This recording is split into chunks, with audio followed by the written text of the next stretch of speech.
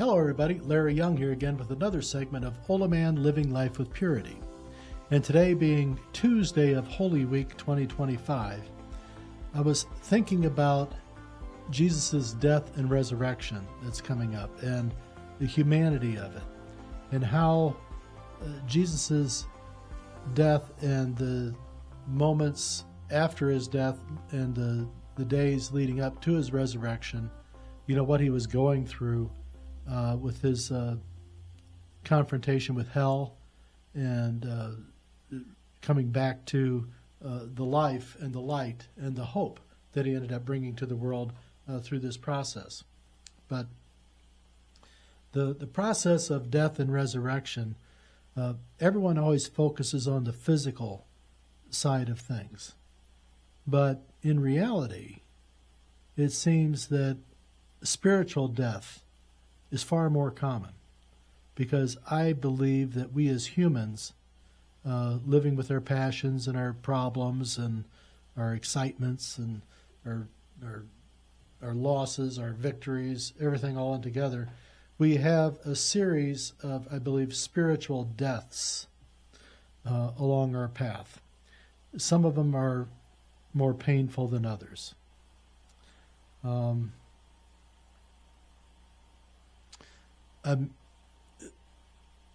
I'm thinking about how this relates. Many times we have not so painful spiritual deaths when maybe our team doesn't win the championship. They lose in a close one at the end, an exciting finish, but, kudos to the victory team, but, sadness for your team, We have those kind of spiritual deaths, but we have more individual deaths that we go through spiritually.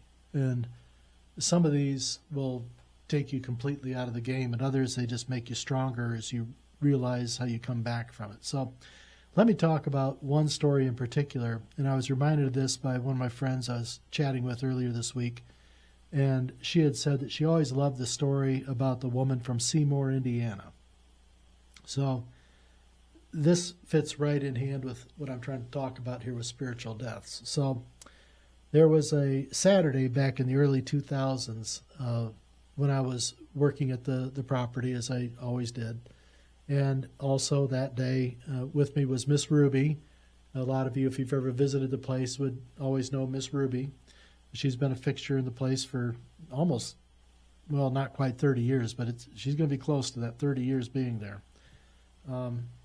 But Ruby was there. Father Havel was upstairs in his apartment, and I was in my office working, and Ruby and I noticed that somebody pulled into the parking lot, and she asked me, she says, "You got a tour today?" I said, not one planned. And I said, "But if somebody shows up," I said, "I'll be glad to show them around, or you can do it, it's fine by me." And so we figured, this person would be coming up, knocking on the door here shortly, but they never did. And this was about midday, and the sun was getting high in the sky. It was warming up outside, but we never saw anybody leave the car, because typically people would kind of pull into the parking lot, park, get out, walk around, go down, get some water, or walk on out to Holy Family Hill, those types of things. But this person just never left the car. So a couple hours go by, and Ruby's getting a little more concerned, and I'm kind of, not really paying that close attention, but she was. And she says, they haven't got out yet. And she says, "I think I ought to go out there and check on them." And I said, "Well, why don't you just stay here? I'll go check on them." And so I said, "Why don't you go get me a couple bottles of water out of the refrigerator?" So she did, and so I took the 2 bottles out there to the car, and as I'm walking up, the window rolls down, and there's a polite young lady in there, and she says, "Am I bothering anybody? Am I not supposed to be here?" I said, No, you're fine. You're fine. I said, "You've just been here a while. I just thought I'd bring you out a bottle of nice cold water that we have here from our springs and, help you out." I said, "Would you like a bottle?" She says, "Yeah." So I gave her a bottle. We sat there, and we were drinking our bottles of water together and talking. And she says, "What is this place?" And I tried explaining as best I could. I said, "What do you know about it?" She says, "I don't know anything about it. I just showed up here." And I said, "Where are you from?" And she says, "Well, I'm from Seymour, Indiana." And Seymour, Indiana is clear down at the other end of the state. So I'm saying, okay, it's an odd place to just show up. But I said, where were you going? She says, you got time to talk? And I said, sure. And so she got out of the car and we talked for a little bit. And she started talking about what she'd found out this week. And she had found out that her husband had been cheating on her with one of her best friends. And she was so upset about this that she got in her car in Seymour, Indiana that morning and drove to the Purdue University stadium, football stadium. And she said she was going to kill herself in the parking lot because that was where she had met her husband when they were in college. And I said, you didn't do it, obviously, because you're here. She goes, yeah, I was ready to, and I had the gun in my hand, and I was ready to pull the trigger when I heard a voice say, keep driving. And I said, so what'd you do? She says, I put the gun down, and I started the car back up, and I started driving. I said, why did you come here? She says, I wasn't planning on going anywhere. I was just driving. And I said, let me get this straight. I said, you ended up driving from West Lafayette, Indiana, and then to Rome City. And she goes, yeah. I said, how did you get here? She says, well, I just kept taking lefts and rights as I felt I was supposed to do, and I ended up here in your parking lot. And I said, so do you still want to kill yourself? And she says, kind of, yeah. And I said, well, that's not the answer I was looking for, but I understand. I said, what do you think could change that? And she says, well, I don't know. She says, are you married? And I said, yes. And she says, where's your wife? And I said, well, my wife's back in Chicago. I said, we have to live separated because I have to be down here to try to take care of this monster of a place for the next person that comes in like you. I said, she's back home. We miss each other. And it's a terrible ordeal to go through. I wish it wasn't that way, but we just have to do this. Otherwise, we're going to fail miserably. And we're always on the precipice of failing. It's stressful. And she says, well, how do you deal with it? I said, we just try to deal with it one day at a time. Just keep pushing on through. We keep asking for help and, a plan to get through this, looking for somebody to come and help save us. But nobody was doing it, so we're kind of on our own. So she asked more questions about, do I have kids? And I said, no, she had 2. And I said, well, what were you going to do with those 2 little kids if you weren't there? She says, well, I hadn't thought about that. That was not really on my thinking. So I had her out of her misery box, if you will, and now she was looking at her box of misery from a different angle, a different perspective. She wasn't in it anymore. She was outside of that box. And so now she had an opportunity to be a little more pragmatic about her thoughts about killing herself. And so we were talking, and I told her about how hope is always there, even in the dark. We just have to believe and know that it's there, and it will come to you, and ask for the help. Ask Jesus for help. I said, do you go to church? She goes, no. And I said, well, I'm not asking you to start going to church, but you need help. And she says, well, I can't afford a therapist or anything like that. We don't have the money for that. And we're in Seymour, Indiana, which is not really the most thriving metropolis in Indiana, but it's not bad, but it's not the biggest and the best of our cities. Not bad, like I said, but it doesn't have everything like Indianapolis would have, or South Bend or Fort Wayne or Elkhart, places like that.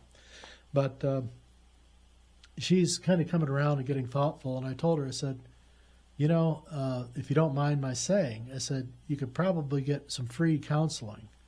And she says, where? I said, well, at the local Catholic church. I suggest you go up and find the local Catholic church near you. Go up and knock on the rectory door. That's the house that the priest lives in. Go up and introduce yourself. Ask them if you have time to talk, that you want to take some of their time, bend their ear a little bit. They may ask you to make an appointment, but do that. And then when you do have an opportunity to talk to them, see if it doesn't make you feel a little bit better. At least somebody's listening. I said, I promise you, they're not going to be judgmental. They're going to be inviting, as they should. And if you don't find that they're being inviting to you in your story and the conversation, I said, I would say go find another priest. But I don't think this is going to happen. I said, but not all priests are the same. But go ahead and give it a shot. So she says, well, I'll think about that. And so we ended up walking back from Holy Family Hill back to her car. And she hops in the car, and she reaches down underneath the seat. She pulls a gun out, and she points it at me. And my thoughts are at this moment like, oh, no, Lord, not like this. Please, no. Don't take my life this way. And she says, could you take care of this for me? I said, well, what do you mean? She says, can you get rid of this for me? I said, sure. So I carefully pointed the barrel away from my body, and she felt bad about that at that point. But I took the gun, put it in my pocket, and I said, yeah, I'll take care of that for you. Are there any others? And she goes, no, that was the only one. And I said, okay, are you okay to go?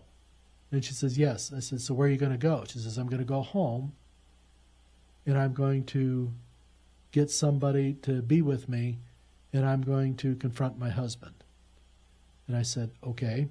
I said, what do you think's going to happen with that? She says, he's going to deny it, but we both know it happened. And I said, okay. So she ended up driving home. She says, she had said, though, she says, if you can do this and still maintain a love relationship with your wife, she says, I can go back and at least try. I said, I think that's the right thing to do. I said, but I don't want you going in there if you're not in the right frame of mind, because otherwise that could be disastrous for both of you. And she says, no, I understand that now. She says, I think I'm going to be okay. And I said, all right. I said, please stay in touch. So she promised to. So drove off. I took care of the pistol, got rid of it. And I was thinking about this after having talked with my friend this past week about this story, and how Jesus, dealt with his death and resurrection. There was a time in between there. He was probably dealing with the devil and the minions and stuff like that as he had to descend into hell. And hell is a place where there's no truth, there's no light, and there's no hope. It's a place of desperation. But everyone in hell lies to you. And you lie to everybody else. It's just what happens. It's the hell. And I was thinking about that, and I said, we're kind of living in a situation like that, hell on earth right now, where we see things with our own eyes, and we see activities that are going on. But somebody else wants to come in with a different reality and a distorted view of that and say, no, that's not what's going on. And there's a litany of lies that are coming out with that. So we need to be careful about that and measure our inputs and our feelings about stuff. And when we find that we're having a spiritual death of our own, we need to retreat from that a bit and then seek the hope that resides in Jesus and the gift that he gave us in his own resurrection. It's available to all of us. So, back to the woman from Seymour, Indiana. I never got her name. I probably did. I just didn't write it down. But she wrote on the blog site then. I had an oltiv.org blog site I ran for years. Had to shut it down before the trial just because the rhetoric was getting to be too inflamed. But anyway, she wrote on the blog site about her experience. And she said she did go back and that she ended up meeting a priest, and he ended up counseling both her and her husband. And they started looking into going to church. And as they were doing that, problems were happening in their own private lives, because of the infidelity her husband had and the proximity of people in the town and the story getting out. So he took a job in another town and they moved, which was probably one of the best things they could have done. but they still maintained a relationship with a local priest that they had met and was guiding them. And so this priest helped them get into classes to become Catholic. And so they had these RCIA classes. So both her and her husband took them, and they both ended up being baptized, and they had their 2 boys baptized at the same time. And so they all became members of the church on the same day. And typically in the church, this happens during the Easter season. So in the Catholic Church, it happens during the Easter season primarily, because that's when the classes end, and it's a great celebration and rebirth. All the symbolism is there. So they ended up joining the church and moved to a different town, and things were fine. I don't know what happened to them since then, but her story made me think an awful lot about how you, me, and the other guy, we all suffer only one physical death in our lives. But in the course of living that life, we may suffer multiple spiritual deaths or attacks and things of that nature. So what we need to do is to stay focused on the purity, which is what Our Lady is asking us for in our own lives. And purity of all things, just having the right intention, trying to do God's work in spite of ourselves. And this is what I believe is the calling that we have when we have these spiritual deaths in our lives, that we can respond with a renewed sense of hope and vigor in trying to pursue our goals of purity, which brings us closer to Jesus in the resurrection and the Trinity, God the Father, God the Son, and God the Holy Spirit that lives within us throughout our day and helps us exhibit this purity. And sometimes we have to be broken down to the very bottom in order to have a place to climb back up to. And I think that's what happens in these spiritual deaths. And what we need to try to do is to focus on the good part of things and to try to dismiss the bad things that are happening all around us. And we have a lot of troubles right now in the world, a lot of people trying to destroy the good things. Like, remember what I always said, God builds, God creates, God restores. The devil destroys. And so we have a lot of people out there right now are trying to destroy good things and wanting us to change it out for other things that they deem to be good. But God, I don't think, has been very happy about that. Because if God had intended it, God would have designed it that way in the beginning. And he wouldn't have let man come upon his own decisions to be changing things. Man has his opportunities to change things. That's what free will is all about. But God doesn't have to accept it and be happy with it. So, a lot of good things to think about here this Holy Week season. We need to drill down on our own feelings of our own spiritual birth, rebirth, death. If we're going through a tough time, let it happen. Invite the death that comes with that spiritual, so you can know that you're going to have this rebirth and this happiness. This Jesus moment is going to come back for you, and he's going to renew you. So accept the pain that comes with these spiritual deaths, but realize it's not the end. And we certainly don't need to be thinking about killing ourselves. What we need to be thinking about is yielding our own feelings and desires on these things and give up to God's will. And that's how we show our greatest amount of love back to God, is when we give our free will to God. And that's why God made it one of the most important gifts that man ever got, was his own free will. Because when you use your free will and choose to give it back to God, that's the greatest act of love you can show him. So try to do it every day. God's worth it. You're worth it. The woman from Seymour, Indiana is worth it. And gosh darn it, I think I'm worth it too. So in the meantime, I love you, and I'll be back.